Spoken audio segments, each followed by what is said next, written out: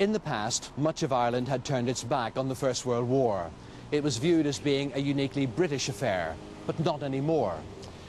This is Mayo Peace Park in Castlebar. On this wall are the names of many hundreds of young men from the county killed in that terrible slaughter. They're part of a lost generation, lost in the mists of Irish history. But they did live. They did die. Now their memory has been reclaimed and justice done. The polished stone memorial is the centrepiece of the park. One of those responsible is Donal Buckley, a retired captain from the Irish Defence Forces. He says it's a shame, a deep shame, that these men were forgotten. This is the first time that I have seen this, Donal, and it is mind-blowing because every single one of those names is a story. Absolutely, yeah. And they were stories that were untold for such a long time, weren't they? Yeah, and if you think about it, it's unique that we have done this, but I mean, every other county in the Republic and in Ireland should do that, because every county has the same story, the same casualty rate. It's overpowering when you actually see it on the wall like that. It's quite humbling. Isn't it? The hundreds of names from different parts of County Mayo here, and 90 years after the end of the First World War being properly remembered for the first time. Absolutely, yeah. It just couldn't have been done a number of years ago. Donal Buckley isn't the only person who has harboured this dream, a dream 20 years in the making. The vision belongs to Michael Feeney, whose grandfather died in France in July 1915. At the time, people said, what war did? They really did not know, they didn't understand that there was a big situation to be addressed, that all those people that you see there, and even more since, actually went out, volunteered from this small county, well, it is a big county, on the west coast of Ireland, and that's repeated all through Ireland, in every county.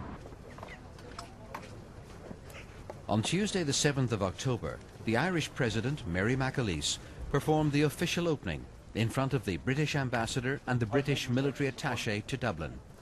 She told the gathering, which included many veterans, that those who died in the Great War were destined to have their memories consigned to shoeboxes in attics until recent years, when a great longing for reconciliation allowed them to be remembered differently. We hold them all in our hearts because they were our brothers and our sisters, they were our forebears, they were our people, they shaped our lives, they shaped our world.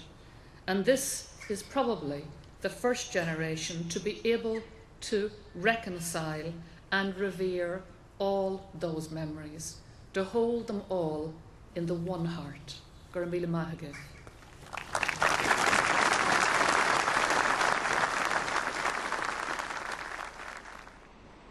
On the 1st of July this year, Belfast's Lord Mayor Tom Hartley of Sinn Féin laid a wreath at the cenotaph to commemorate those of the Ulster Division who died on the first day of the Battle of the Somme. As an historian, he would have been aware that Unionists and Nationalists from across Belfast had joined the army in record numbers, but for two entirely different reasons. 600 potential recruits from the Falls Road would have been uncomfortable volunteering with local regiments.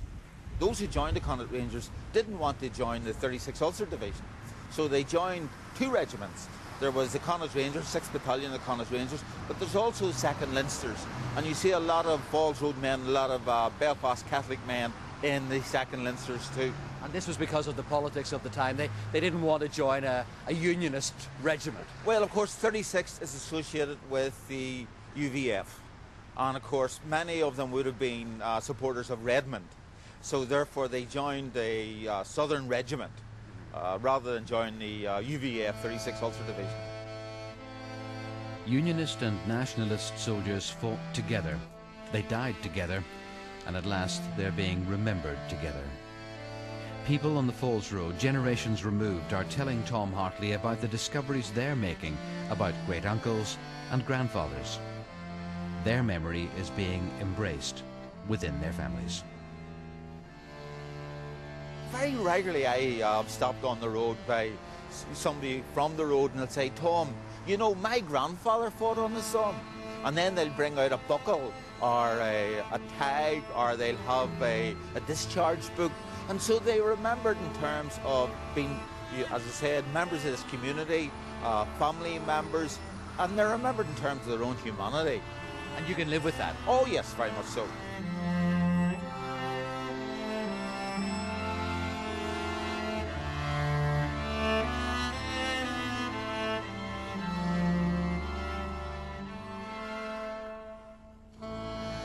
Many people I've spoken to have cited the agreement of 1998 as the catalyst for change. The new maturing Ireland is more comfortable with remembrance.